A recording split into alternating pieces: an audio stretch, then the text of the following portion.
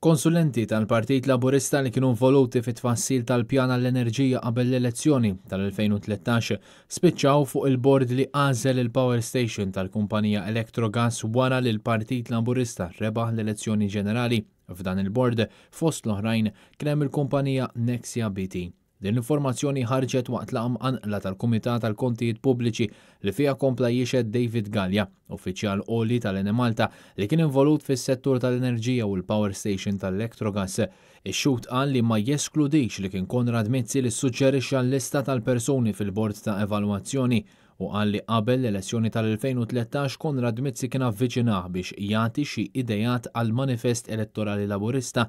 Mizzi kien talbu xi idejat dwar l-enerġija u kien qal ukoll li kien interessat li jidħol fil-politika. Dan sar waqt laqat li kienu jsiru f'ristorant.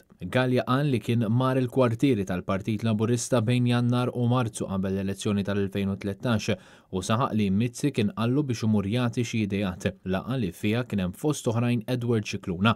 Skont dak li qal David Gallia, Joseph Muscat u Keith Schembri ma kinux preżenti għal din il-laqa.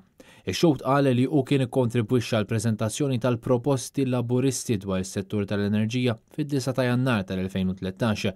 Tul dawn il-laqat kienu voluti wkoll DNV Kima li huma konsulenti li speċjalizzaw fuq l-enerġija u l-gass. Jirriżulta li wara r-rebħa tal-Partit Laburista quddiem il-bord ittellet il-proposta ta' DNV Kima. Ix-xogħol qal li l-proposta kienet fil-forma ta' letter of engagement biex jibda x-xogħol u sostna li ma jafx min ġab lil DNV Kima quddiem il-bord. Il-laqat tal-PAC dwar dan l-iskandlu tal-Electrogas se jkomplu fil-jiem li ġejjin.